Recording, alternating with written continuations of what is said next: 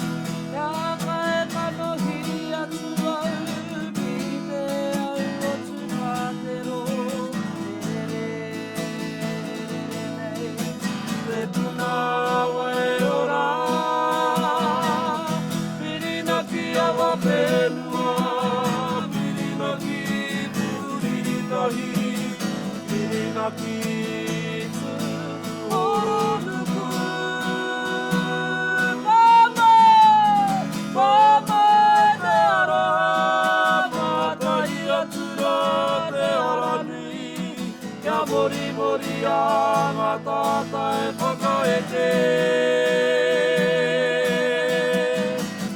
Nā mata kuringa ki te mama o te hoe o matata waka.